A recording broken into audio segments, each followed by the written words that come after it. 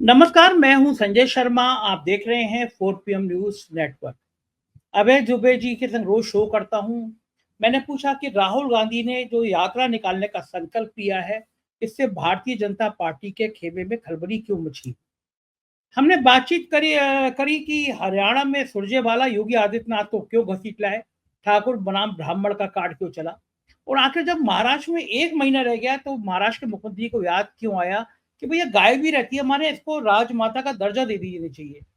अरे भैया, पार्लियामेंट में 10 साल थे, आप कानून ले आते कि गाय हमारी राष्ट्रीय माता है, हमें उसका सम्मान करना है। वहां कुछ नहीं, लेकिन चुनाव से पहले ये सब मुद्दे याद आ जाते हैं। गाय, गंगा, पीपल, ये सब मुद्दे चुनाव में बोले जाते हैं। तिरुपति लड्डू को लेकर सुप्रीम कोर्ट ने फटकार लगाई है। बहुत रोचक बातचीत है अभय दुबे जी के साथ, पूरा सुनिएगा। चैनल को ज्वाइन करना और सब्सक्राइब करना ना भूलें। चलते हैं अभय दुबे जी के पास। 4 PM न्यूज नेटवर्क में स्वागत है अभय दुबे जी आपका। बहुत बहुत मैं हृदय से आभार करना चाहता हूँ अपनी सभी टीम का, आपका। आपने जो सहयोग दिया, इस महीने भी 4 PM पॉलिटिकल कमेंटेटर की श्रेणी में नंबर 1 पर है। लगभग 8 या 9 महीने हो गए हैं, 1 महीना छोड़ दिए तो हम हर महीने 4 PM नंबर 1 पर आया है। तो मैं शुक्रिया अदा करना चाहता हूँ कि आपकी डिबेट भी बहुत लोगों ने सुनी, बातचीत करी। आपका स्नेह रहा, आपका आशीर्वाद रहा कि हम लोग यहाँ तक इस मुकाम पर आए। बहुत बहुत धन्यवाद संजय जी। ये सब आपके परिश्रम और आपकी टीम के परिश्रम का फल है। नहीं, शुक्रिया। सबके सामूहिक प्रयासों के कारण ये है कि हम लोग लगातार देश भर में नंबर 1 है। शुरुआत करते हैं चर्चा की। राहुल गांधी ने एक अपनी यात्रा की शुरुआत करी है। भारतीय जनता पार्टी का जहाँ गढ़ है, और राहुल गांधी यात्राओं के तो मास्टर हो गए हैं। मेरे ख्याल से राहुल गांधी का ये जो नया रूप है, ये भारत जोड़ो यात्रा के बाद ही सामने निकल के आया। वरना उससे पहले तो भारतीय जनता पार्टी उनको पप्पू और ना जाने क्या क्या आरोप लगाती रहती थी। लेकिन एक भारत जोड़ो यात्रा ने पूरे राहुल गांधी की तस्वीर बदल दी। क्या लग रहा है अब ये जो हरियाणा में चुनाव से पहले एक राहुल और प्रियंका की यात्रा निकली है, जिसको व्यापक जन समर्थन मिला है, भारतीय जनता पार्टी को इससे कितनी परेशानियां खड़ी हो जाएंगी? देखिए, राहुल गांधी हरियाणा में एक जन संकल्प यात्रा निकाल रहे हैं, और अगर इस यात्रा के रूट के ऊपर से, यात्रा के रास्ते के ऊपर आप गौर करें तो आपको इसमें और भारत जोड़ो यात्रा के बीच में जो काफी पहले निकली थी उसमें काफी समानता दिखाई पड़ेगी। दोनों में साल भर का फर्क है। और राहुल गांधी, अब आप देखिए, ये पूरी यात्रा उस क्षेत्र में हो रही है जो अंबाला पानीपत वाला इलाका है, ऐसे GT road belt, Ambala Panipat कर रहा, जो जीटी रोड बेल्ट इसको बोलते हैं। तो जीटी रोड बेल्ट ही है जिसके दम पर भारतीय जनता पार्टी हरियाणा के राजनीति में लंबे अरसे से टिकी हुई है। ये भाजपा के समर्थन का सबसे मजबूत आधार माना जाता है। और राहुल, इसका मतलब है राहुल गांधी बड़ा जबरदस्त आत्मविश्वास है, ये खास बात है। वो आत्मविश्वास उनका इस किस्म का है कि वो जानते हैं कि उन्हें जहां वोट मिलना है, जहां कांग्रेस मजबूत है, वहां तो उन्हें वोट मिलेगा ही मिलेगा, वहां तो कांग्रेस के वोट कोई छीन नहीं सकता। जहां से भाजपा को वोट मिलने की संभावना है, वो वहां पर अपना हमला केंद्रित कर रहे हैं। यानी आप देखिए, आमतौर पर लोग कमजोर कड़ी के ऊपर अटैक करते हैं, राहुल गांधी मजबूत कड़ी के ऊपर अटैक कर रहे हैं। ये एक तो सोचने की बात है। अच्छा, फिर आप जब इस यात्रा के रूट की तुलना, आप भारत जोड़ो यात्रा जब हरियाणा में आई थी उस के रूट की आप तुलना करें, तब आपको और भी ज्यादा समानता दिखाई पड़ती है। तब ये लगता है कि भारत जोड़ो यात्रा में कितनी दूरंदेशी थी। भारत जोड़ो यात्रा भी हरियाणा में पानीपत के जरिए घुसी थी, और उसने भी यही रूट अपनाया था जो रूट वो बेसंकल्प यात्रा में अपना रहे। यानी तब भी राहुल गांधी और उनके सलाहकारों ने सोचा होगा कि इसी क्षेत्र में जो भारतीय जनता पार्टी की प्रभुता का इलाका है, हम इसी क्षेत्र से यात्रा निकालेंगे, यहीं पे अपना प्रचार करेंगे, यहीं अपना राजनीतिक संदेश देंगे। और उसका नतीजा ये हुआ कि हरियाणा में आधी सीटें भारतीय जनता पार्टी हार गई। और अब विधानसभा चुनाव में बिल्कुल उसके भाजपा के मर्म स्थल पर प्रहार कर रहे हैं राहुल गांधी। ये जो पूरे जीटी रोड बेल्ट है, मतलब ये भाजपा का मर्म स्थल है, और यहीं पर वो प्रचार कर रहे हैं, जहां पे वो रोहतक प्रचार करने के लिए नहीं जा रहे हैं। मतलब वो ऐसी जगह प्रचार करने के लिए नहीं जा रहे जहां वो जानते हैं कि वहां कांग्रेस पहले से ही भाजपा का सुपड़ा साफ किए दे रही है। अगर वो अपनी इस इरादे में सफल हो गए कि जीटी रोड बेल्ट को प्रभावित कर पाए कांग्रेस के संदेश से, तो फिर भारतीय जनता पार्टी को हरियाणा के चुनाव में क्या मिलेगा, ये सोचने की बात है। अभी हमारे मित्र योगेंद्र यादव ने अपने एक कमेंट में लिखा है कि हरियाणा में 3 तरह की स्थितियां हैं, कांग्रेस की हवा है, कांग्रेस की आंधी है, या कांग्रेस की सुनामी है। वो कहते हैं पूरा चुनाव इन 3 तरह की स्थितियों में ही सिमट कर रह गया है। कांग्रेस की हवा है, कांग्रेस की आंधी है, कांग्रेस की सुनामी है। आप जानते हैं कि मैं कोई कांग्रेस का ऐसा कोई समर्थक नहीं हूं, लेकिन हरियाणा के चुनाव में जो घटित हो रहा है वो कुछ इसी किस्म का है। लेकिन ये राहुल गांधी का ये यात्रा वाला जो मास्टर प्लान है, ये मास्टर प्लान क्या राहुल गांधी के दिमाग की उपज होगी, कांग्रेस की रणनीति होगी, कांग्रेस की व्यू रचना होगी? कांग्रेस का गेम प्लान क्या है? क्योंकि हरियाणा में कांग्रेस बड़ी सहज थी। राहुल गांधी आए, कुमारी शैलजा का, हुड्डा का एक ही मंच पर लाए, हाथ उठा के खड़ा कराया, सुरजेवाला भी को भी इकट्ठा करके लाए। जो ये बीजेपी खुश थी, खट्टर साहब कह रहे थे कि शैलजा जी का स्वागत है बीजेपी में। ये सब उनको गलतफहमी थी कि कांग्रेस टूट जाएगी। ये प्लान कांग्रेस का राहुल गांधी ने खुद बनाया होगा यात्रा का, या कांग्रेस के रणनीति का? मैं कोई राहुल गांधी के अंदरूनी जो कामकाज वो कैसे करते हैं, वो रणनीति कैसे बनाते हैं, उनका जो अपना इनर सर्किल है, मैं उससे वाकिफ नहीं हूं, लेकिन मैं एक अंदाजा लगा सकता हूं। और मेरा अंदाजा ये है कि इन रणनीतियों में जो भारत जोड़ो यात्रा की रणनीति, पहली यात्रा की, दूसरी यात्रा की, विजय संकल्प यात्रा की जो रणनीति है, और मंच से उनका ये कहना कि जब शैलजा और हुड्डा की मौजूदगी में मंच पर उन्होंने जो भाषण दिया राहुल गांधी ने, उनका कहना यह था कि जो नई कांग्रेस की सरकार बनने वाली है, लेकिन जो सरकार होगी वो सबकी सरकार होगी, किसी एक की सरकार नहीं होगी। देखिए, हरियाणा में जो सरकारें बनती रही हैं कांग्रेस की, उनके ऊपर, और दूसरी पार्टियों की भी जो बनती रही हैं, उनके ऊपर आमतौर पर दक्षिण हरियाणा और दूसरे इलाकों का ये आरोप रहा है कि वो लोग उस इलाकों के विकास की तरफ उन्होंने ध्यान नहीं दिया, तो क्योंकि वो उस इलाके में जाट कम रहते हैं। तो इस बार राहुल गांधी ने स्पष्ट रूप से मन से कहा कि ये सरकार सबकी सरकार होगी, ये दलितों की भी सरकार होगी, ये मुसलमानों की सरकार भी होगी, जाटों की भी सरकार होगी, और यादवों की भी सरकार होगी, अहीरवाल की भी सरकार होगी, दक्षिण हरियाणा की भी सरकार होगी। मुझे लगता है कि राहुल गांधी जिस तरीके से काम करते हैं, उसमें जाहिर है कि उनकी रणनीतिकार उनको राय देते होंगे, उनकी बताई हुई योजना पर का पूरा खाका बनाते होंगे, उसको पूरी गति देने के लिए, धरती उतारने के लिए क्या किया जाए, ये सब करते होंगे। लेकिन अंततः राहुल गांधी जब तक टिक नहीं करते होंगे, राहुल गांधी का इनपुट उसमें बड़ा मेरे ख्याल से महत्वपूर्ण होता होगा, क्योंकि ये कोई छोटी यात्रा करना अपने आप को दांव पे लगाना है। ऐसे नहीं है कि आप बैठे बैठे कमरे में बैठे हुए हैं, वहां बैठे बैठे योजनाएं बना रहे हैं और दूसरे लोग उन योजनाओं को लागू करते घूम रहे हैं। राहुल गांधी अपनी योजनाओं के केंद्र में स्वयं को रखते हैं। जैसे कि मान लीजिए योजना बनी, यात्रा करनी है आपको कई हजार किलोमीटर की, तो राहुल गांधी के पैरों पे गुजरेगी, या पैरों पे जोर पड़ेगा ना यात्रा करने के लिए। सही बात है। सर्दी में तो राहुल गांधी को उस योजना के बीच में खुद को रखना है, इसलिए उसमें राहुल गांधी की पूरी सहमति, पूरा मन, पूरी उस योजना के प्रति सहजता बहुत आवश्यक है। ये दोनों बातों में फर्क है। नरेंद्र मोदी केवल रैलियां करते हैं, उनकी रैलियां बड़ी प्रायोजित किस्म की रैलियां होती हैं, उसमें कुछ लोग बीच में होते हैं, रैली में चिल्लाते हैं यो मोदी मोदी मोदी। ये तो खुद सीन मैंने खुद देखा है। एक 25-50 लोगों का एक गुट होता है जो इस काम के लिए ट्रेंड है, पूरी तरह प्रशिक्षित है, वो हर जगह जाता है और जाके वो चिल्लाता है मोदी मोदी। राहुल गांधी की इस तरह की नहीं होती है। राहुल गांधी तो खुद परिश्रम करते हैं ना। राहुल गांधी तो अपने आप को, अपने स्वास्थ्य को, अपने समय को, अपनी प्रतिष्ठा को, सबको बहुत जबरदस्त रूप से दांव पे लगाते हैं उसमें। वो जनता के बीच में है, वो जनता से दूर नहीं है। देखिए, दो तरीके के नेता होते हैं। एक नेता वो होता है जनता से दूर है, दूर से अपने हाथ हिला रहा है, अपने भाषण देता है, चला जाता है और मीडिया के जरिए अपना प्रोपेगेंडा करवाता है। दूसरा नेता वो होता है जो दूर भी आता है, जनता के पास भी आता है, वो मंच पे भी खड़ा है और जनता के बीच में भी है और जनता के साथ जनता को स्पर्श कर रहा है अपने हाथ से, उसको छू रहा है, जनता उसको छू के देख रही है कैसा नेता है। तो ये जो नेता और जनता के बीच में जो स्पर्श का रिश्ता है, एक दूसरे को छूने का रिश्ता है, दरअसल दिलों को छूने का रिश्ता है। भारत जोड़ो यात्रा की यही विशेषता थी। राहुल गांधी चल रहे थे, उनके साथ हजारों हजार लोग चल रहे थे और वो जनता के बीच में से जा रहे थे, वो बस्तियों के बीच में से जा रहे थे, गांवों के बीच में से गुजर रहे थे, वो चौपालों के बीच में से गुजर रहे थे, वो झुग्गियों के बीच में से गुजर रहे थे, बाजारों के बीच में से गुजर रहे थे, दुकानों के बीच में से गुजर रहे थे। इससे क्या हुआ कि वो इस पूरे उन्होंने समाज को छूने की कोशिश की, बदले में समाज ने भी उनको छुआ और उसका देखिए परिणाम वोटों के रूप में निकला।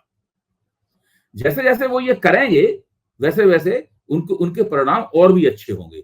इसीलिए यात्रा को उन्होंने अपना एक प्रमुख रणनीतिक अस्त्र बना लिया है। आपने बिल्कुल ठीक कहा, यात्रा को उन्होंने अपना एक रणनीतिक हथियार बना लिया है इस हथियार से वो बार बार भाजपा को परेशान करते हैं और पराजित भी करके दिखाते हैं। हरियाणा में देखिए यही होगा। बात ठीक है। मैं जब राहुल गांधी से मिला था कि तो राहुल गांधी से बातचीत चल रही थी, तो पता था कि 4 PM पे किस तरह अत्याचार हुए हैं, जांचें, हमले, ये सब बातें हुई। तो एक बात बड़ी मजेदार हंसते हुए उन्होंने कहा कि आपके ऊपर इतनी सारी कार्रवाई करी भारतीय जनता पार्टी सरकार ने, आपको डराने के लिए किया, तो आप ब्रांड बन गए। अगर आरएसएस भी मुझ पर इतने हमले नहीं करता तो मैं ये वाला राहुल गांधी नहीं बनता। ये बात उन्होंने मुझसे कही कि आपके ऊपर आर्थिक अपराध अनुसंधान की जांच कराई, ईडी को चिट्ठी लिखी, आपके अच्छा छापे पड़वाए, जांचें हुई, हमले हुए, तो आप ब्रांड बन गए, 4 PM ब्रांड बन गया। तो आरएसएस ने यही मेरे साथ किया, बीजेपी ने यही मेरे साथ किया। तो आप सहमत हैं कि अगर बीजेपी ऐसे हमले नहीं करती और एक बहुत बड़ा प्रचार राहुल गांधी के खिलाफ नहीं किया जाता कि पप्पू है और इधर से आलू डालो, उधर से सोना, क्या क्या नहीं कहा गया, लेकिन बंदा वो बोला नहीं, रिएक्ट नहीं किया उसने, केवल वो एक भारत जोड़ो यात्रा निकाली, तस्वीर बदल गई। देखिए, राहुल गांधी की ये जो थीसिस है इसको बार बार कहते हैं कि भारतीय जनता पार्टी ने मुझे ऐसी परिस्थितियां बनाई कि मुझे अपने आप को बदलना पड़ा, मुझे पुराने राहुल गांधी को मारना पड़ा, एक नए राहुल गांधी को जन्म देना पड़ा। और खुद भी कहा पुराना राहुल गांधी मर गया है, मैं एक नया आदमी हूं। और इसका वो एक तरह से नकारात्मक श्रेय भारतीय जनता पार्टी को देते हैं कि अगर भारतीय जनता पार्टी ने उनके खिलाफ एक शत्रुतापूर्ण मुहिम न चलाई होती, उनकी छवि को खराब करने की, उनका पप्पूकरण करने की, तो शायद वो ऐसा ना करते। मैं इसको एक कदम और जाके, उनकी बात का समर्थन करते हुए एक कदम और जाके देखता हूं। अगर भारतीय जनता पार्टी केवल उनका पप्पूकरण करके ही रह गई होती और प्रतिशोध की समस्त सीमाएं न लांघती, भारतीय जनता पार्टी पप्पूकरण करके ही नहीं रुकी। भारतीय जनता पार्टी ने उनकी सदस्यता छीनी, भारतीय जनता पार्टी ने उनको घर से निकाला, भारतीय जनता पार्टी ने उनको, उनके ऊपर झूठे मुकदमे लगाए और उनको अदालत से जमानतें लेनी पड़ी। तो भारतीय जनता पार्टी की तो पूरी कोशिश ये थी कि राहुल गांधी को मटिया मैट कर दें, एकदम खत्म कर दें पूरी तरीके से। वो कहीं रुकने के लिए तैयार ही नहीं थी। नेहरू परिवार से जो भारतीय जनता पार्टी के प्रतिशोध की जो सीमा है, वो उसका आप अंदाजा नहीं लगा सकते कि वो क्या चाहते हैं। उनका बस चला तो इन सब लोगों को लुप्त कर दें। तो ये स्थिति है।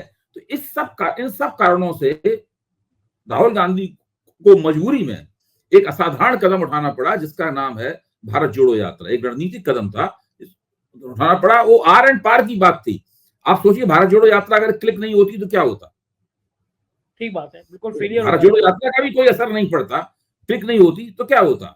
यात्राएं तो पहले बहुत सी हुई हैं। चंद्रशेखर ने कितनी बड़ी यात्रा की थी, बहुत से लोग यात्राएं करते हैं, लेकिन जितनी भारत जोड़ो यात्रा क्लिक हुई है उतना और कोई क्लिक नहीं हुआ। उसने एक आदमी की छवि पूरी तरीके से बदल के रख दी। क्या क्या क्या नहीं किया, यहां तक कि उसमें संकोच के साथ ही सही, लेकिन राष्ट्रीय स्वयंसेवक संघ के लोगों को भी उनकी तारीफ करनी पड़ी। खुद भाजपा के नेताओं से अगर आप बात करें, कहते हैं कि भाई पैदल बहुत चलाया आदमी, तो उसको कुछ ना कुछ फायदा तो होना ही था। लेकिन वो कुछ ना कुछ नहीं है फायदा। ये इस फायदे ने उनकी छवि को पूरी तरीके से बदल दिया।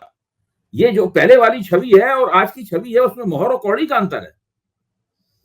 पहले तो ये था कि राहुल गांधी कुछ भी बोलते थे, कहते थे, सुनते थे, उसका कोई असर ही नहीं पड़ता था।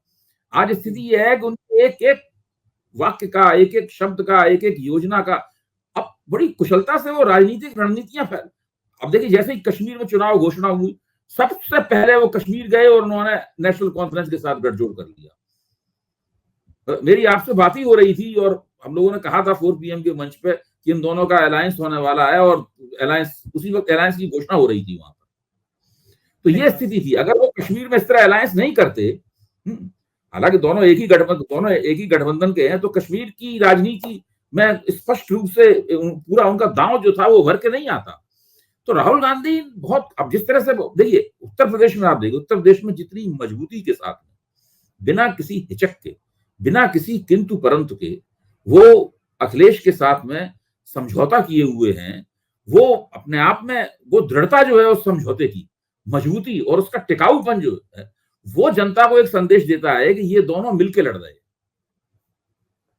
बिल्कुल ठीक कह रहे हो। ये तब की बात है जब गोदी मीडिया उनको बिल्कुल कवर नहीं कर रहा था, टीवी चैनल दिखा नहीं रहे, तब की बात है। लेकिन हरियाणा में लड़ाई बीजेपी और कांग्रेस की चल रही है। सुरजेवाला जी योगी आदित्यनाथ को घसीट लाए बीच में, और दिन भर वो योगी आदित्यनाथ और सुरजेवाला के बयान जो हैं वो सुर्खियां बने रहे। तो इस समय योगी आदित्यनाथ को क्यों घसीटा गया, क्या रणनीति मानते हैं आप? देखिए, ये तो पहली बात तो ये है कि ये रणनीति खुद बीजेपी ने कांग्रेस के हाथ में थमाई है।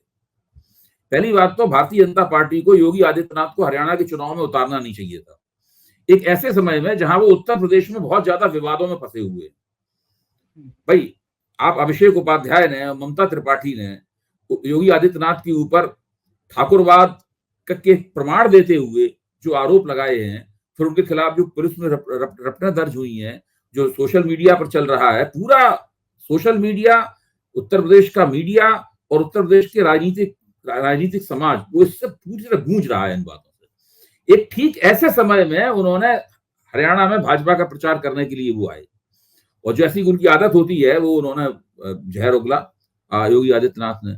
लेकिन उसको कांग्रेस ने इसको एक मौके के तौर पे लिया और सुरजेवाला ने एक बहुत सही जगह पे चोट की। मेरा तो मानना यह है कि सुरजेवाला का ये भाषण है वो काफी रणनीतिक किस्म का भाषण है। इस वक्त हरियाणा में जो ब्राह्मण समाज है वो भारतीय जनता पार्टी से काफी नाखुश है। उनके सबसे वरिष्ठ पुराने नेता रामविलास शर्मा, जब भाजपा का कोई धनी दोरी नहीं होता था हरियाणा में, उस वक्त रामविलास शर्मा उनका झंडा लिए हुए घूमते थे। उनको अपमानित किया गया, टिकट नहीं दिया गया, और साथ में ये भी कहा गया कि भाई टिकट देना और देना, कम से कम अपमानित तो मत कीजिए, ये तक किया गया। और उनकी आंखों में आंसू आ गए रामविलास शर्मा के। तो हरियाणा का जो ब्राह्मण समाज है वो इस वक्त भाजपा से काफी क्षुब्ध है, और ब्राह्मणों की संख्या कम नहीं है वोटरों की, 8% वोटर कम नहीं होता है। आप देखिए, 8% वोटर कम नहीं होता है, और कांग्रेस जानती है कि उसके पास जाट वोटर सॉलिडली उसके ठोस रूप से उसके साथ हैं, दलित वोटर मजबूती से उसके साथ हैं। तो दलित 21%, 28% जाट, तो 49% तो यही हो गया। इसके अंदर आप 4% मुसलमान जोड़ दीजिए, ये हो गया 53%। इसके साथ 4% सिख जोड़ लीजिए आप, ये हो गया 57%। ये तो कांग्रेस के साथ ये सॉलिड वोटर है ही। भाजपा की तमाम कोशिशों के बावजूद दलित वोटर नहीं टूटने के लिए जा रहा है, हम सब लोग जानते हैं इस बात को। सुरजेवाला ने कोशिश ये की है कि और भी कुछ थोड़ा इसके बाहर जाके भी कुछ वोट बढ़े, इसलिए उन्होंने हमला किया है ब्राह्मण और ठाकुर वाले सवाल पर। उत्तर प्रदेश में जिस तरीके से ब्राह्मणों के राजनीतिक कद को घटाकर योगी आदित्यनाथ का कद बढ़ाया गया है, ये सब चीजें जो उन्होंने कहा, इनका नाम असली नाम आदित्यनाथ नहीं है, इनका नाम तो अजय सिंह बिष्ट है, ये उन्होंने अपना सही नाम बताना चाहिए लोगों को। तो ये सब बातें जो उन्होंने कही है, ये राजनीतिक रणनीति का एक नमूना है, और इससे भारतीय जनता पार्टी की कतारों में काफी बेचैनी पैदा होगी। कई जगहों पर जो ब्राह्मण वोटर हैं वो अपनी मतदान प्राथमिकताओं पर पुनर्विचार करेंगे। अभी जी, ये बात क्या योगी आदित्यनाथ समझ नहीं पा रहे कि ये जो ठाकुर बनाम ब्राह्मण की लड़ाई है, ठाकुर बनाम पिछड़ों की लड़ाई है, ये उन पे बड़ा भारी पड़ सकती है। जिस तरह से ठाकुर अफसर, खासतौर से एसटीएफ के मुखिया अमिताभ यश पर आरोप लगाए अखिलेश यादव ने कि फर्जी एनकाउंटर एसटीएफ कर रही है, और ये बात निचले स्तर तक चली गई, ये पिछड़ों में, दलितों में, मुसलमानों में चली गई कि हाँ एसटीएफ ऐसा कर रही है। वो सच्चाई हो ना हो अलग विषय है, लेकिन ये लग गया कि एक ठाकुर अफसर बैठा हुआ है जो आंखें बंद करके ये सब काम कर रहा है। तो क्या जो बड़े राजनेता होते हैं वो अफसरों को इस तरह सिर पे बिठाते हैं, अफसरों को किनारा कर देते हैं? राजनीति क्या कहती है, रणनीति कहती है? मेरा मानना यह है कि भारतीय जनता पार्टी के जितने भी मुख्यमंत्री हैं, इसमें आप योगी आदित्यनाथ को शीर्ष पर रखिए, वो सब अपने कार्यकर्ताओं और अपने विधायकों पर या भरोसा न करके मुख्य तौर पर अफसरशाही के जरिए सरकार चलाते हैं। मनोहर खट्टर भी हरियाणा में 9.5 साल तक यही करते थे। सब जगह भारतीय जनता पार्टी का तरीका यही है कि अफसरशाही में से कुछ अपने लोग चुनो, उनके ऊपर बहुत हद से ज्यादा भरोसा करो और उनके हाथ में पूरी राजकाज की कमान दो। मोदी जी भी यही करते हैं, मोदी जी की शैली भी ये है। वो बिल्कुल जो गुजरात के जमाने से उनके जो प्रिय पात्र हैं अफसर, वो केवल उन्हीं पे भरोसा करते हैं। वो इस हद तक चले जाते हैं कि वो रिटायर हो जाते हैं, फिर भी उनको एक्सटेंशन पे एक्सटेंशन दिए जाते हैं। अदालत कमेंट करती है कि और कोई अफसर ही नहीं भाई, इन्हीं को केवल आप कितना एक्सटेंशन देंगे। ये स्थिति, ये पूरा अफसरशाही के जरिए सरकार चलाने का मॉडल है। इसमें अफसरों के ऊपर आपको बहुत ज्यादा भरोसा करना पड़ता है, फिर अफसर जम के उसका फायदा उठा के भ्रष्टाचार करता है, अपनी मनमानी करता है। आदित्यनाथ ने उसमें एक खास काम यह किया है कि उसमें ठाकुरवाद और जोड़ दिया, और उसमें केवल राजपूत जाति के लोगों को अपने अपने अपने इर्द गिर्द रखना, उनको ज्यादा से ज्यादा फायदे पहुंचाना, बड़े से बड़े पदों पर रखना और उन्हीं के जरिए पूरी सरकार चलाना। जिस मुख्यमंत्री पर इस तरह के आरोप लगते हैं उसको बहुत ज्यादा राजनीतिक नुकसान होता है। देखिए अखिलेश के ऊपर जब ये आरोप लगे थे कि वो यादवों को प्रोत्साहन दे रहे हैं, सही गलत क्या है वो छोड़ दीजिए आप। समाजवादी पार्टी के लोग कहते हैं कि भाई वो ठीक गलत बात है, वो सही बात नहीं थी, भाजपा का कोई प्रचार था, लेकिन उससे नुकसान राजनीतिक हुआ कि नहीं हुआ? उस तरह का और इनके ऊपर जम के राजनीतिक नुकसान इनका हो रहा है। दिक्कत की बात यह है कि एक बार जब आप इस रास्ते पे काफी दूर तक चले जाते हैं फिर उस पर लौटना नामुमकिन हो जाता है आपका। फिर आप ज्यादा कुछ संशोधन नहीं कर सकते। बहुत कुछ बदलने के लिए फिर आपको अपने आप को ही बदलना पड़ेगा। उससे और भी ज्यादा आपकी अराजकता फैल जाएगी, आपकी रणनीति में तितर बितर हो जाएगा सब कुछ। तो लौटना भी इनके लोगों के लिए नामुमकिन होता है। ये बात बिल्कुल ठीक है। इस बीच में महाराष्ट्र में सरकार को याद आया कि चुनाव सिर पर आए हैं तो गाय को राजमाता का दर्जा दे देना चाहिए। 1-2 महीना चुनाव बचे हुए हैं, अब गाय की याद आई, गाय को राजमाता। क्या ये लोगों को लगता है कि महाराष्ट्र की जनता मूर्ख है क्या? वो समझेगी नहीं कि आपको चुनाव के 1 महीने पहले आपको गाय की याद क्यों आ गई? छत्रपति शिवाजी की प्रतिमा में भ्रष्टाचार का मामला गले से उठकर ही आप भ्रष्टाचार के किस्से गली-गली महाराष्ट्र में हो रहे हैं। आपको गाय को लोग हंस रहे होंगे, मेरा मानना है वहां पे मुख्यमंत्री शिंदे के इस वक्तव्य पे, इस कदम पे लोग वहां पे हंस रहे होंगे। देखिए नेता जो होता है वो कुछ दिनों बाद अगर जब वो इस तरह की हरकतें करने लगता है तो अपना ही कार्टून में बदल जाता है। वो अपने ही व्यंग चित्र में बदल जाता है नेता। लोग उसको उसके कार्टून के तौर पर देखने लगते हैं। तो ये स्थिति उनकी हो चुकी है, महायुति की पहले से ही स्थिति है। अजित पवार की क्या हालत है? अजित पवार घर के हैं ना घाट के हैं। शिंदे साहब की हालत आप देख ही रहे हो, गाय को राज्य माता घोषित कर रहे हैं वहां पर। इससे कोई चुनाव जीता हारा जाता है? कोई चुनाव में कोई असर होता है? ये बिल्कुल इसी प्रकार की हरकत है। जब आपके पास कोई रणनीति नहीं होती, बिल्कुल डूबते को तिनके का सहारा, कोई ऐसा काम कर दो शायद कुछ चर्चा हो जाए, शायद इसकी वजह से हमारे कुछ वोट बढ़ जाए, कुछ हमारे कदम जम जाए, उखड़ते हुए कदमों को कुछ राहत मिले। ये सब इसी तरह की कोशिशें होती हैं उसके पीछे, और कुछ नहीं होता। इस पे हंसने के सिवा और क्या किया जा सकता है? अगर आप कुछ टिप्पणी करेंगे तो कहेंगे कि हम इसको राजनीति से जोड़ के मत देखिए, हम चुनाव हारने जीतने के मकसद से नहीं कर रहे, हमारे लिए श्रद्धा और आस्था का सवाल है, इस प्रकार की बातें की जाएंगी, हमारे लिए आस्था का प्रश्न है, हम गाय को माता मानते हैं, इसमें आपको क्या दिक्कत है? अगर गाय के राज्य माता नहीं हो सकती तो आपको इस तरह के जवाब सुनने को मिलेंगे टीवी के ऊपर। इस तरह की बातें ऐसी ही होती है, इसी तरह की होती है। तो अच्छा, इतना प्यार है गाय से तो पार्लियामेंट में कानून अब आप बताइए, जब राम मंदिर की प्राण प्रतिष्ठा करने से आप नहीं जीत पाए उत्तर प्रदेश में, उससे बड़ा कार्यक्रम तो कोई नहीं हुआ भारत के इतिहास में। ठीक बात है। उससे बड़ा कोई कार्यक्रम हुआ भारत के इतिहास में? तो आप गाय को राज्य माता घोषित करने से कैसे चुनाव जीतेंगे? सही बात है। अच्छा, ऐसा क्यों नहीं करते? पार्लियामेंट में बिल आया ना कि गाय को राज्य देश की माता घोषित कर दें, वो क्यों नहीं लाते? 10 साल हो गए, बिल आया देश की। अच्छा आप ये बताइए कि 10 साल से भारतीय जनता पार्टी हरियाणा में सत्ता में है। अब वो चुनाव में क्या कह रही है कि भाई रॉबर्ट वाड्रा को, सोनिया गांधी के दामाद को हजारों एकड़ जमीन गैर कानूनी रूप से दी गई। फिर उनको जब एंकर ने याद दिलाया, उनको भारतीय जनता पार्टी के प्रवक्ता को, कि खुद मनोहर खट्टर की सरकार ने चंडीगढ़ में हाई कोर्ट में हलफनामा दायर किया था कि जो रॉबर्ट वाड्रा को जमीन दी गई है उसमें कोई भी गैर कानूनी काम नहीं हुआ। अब आप गैर कानूनी क्यों कह रहे हैं? तो बोले नहीं, वो हलफनामा तो केवल 3.4 एकड़ जमीन के लिए था, हम तो हजारों के एकड़ जमीन दे दी गई है वो तो। अच्छा, तो फिर कांग्रेस के प्रवक्ता ने कहा कि भाई आप क्या पकौड़े तल रहे हैं 10 साल से? 10 वर्ष हो गए आपको सत्ता में। 10 साल में अगर हजारों एकड़ जमीन कांग्रेस के जमाने में, भूपेंद्र सिंह हुड्डा के जमाने में या कांग्रेस के जमाने में दे दी गई थी रॉबर्ट वाड्रा को, तो आपने कम से कम उसकी एक FIR तो दर्ज की होती। ठीक बात है, बिल्कुल ठीक बात है। कोई कुछ तो किया होता आपने उसका, आपने कुछ भी नहीं किया। अब चुनाव के वक्त आपको याद आ गया, जनता आपकी बात पे विश्वास कर लेगी।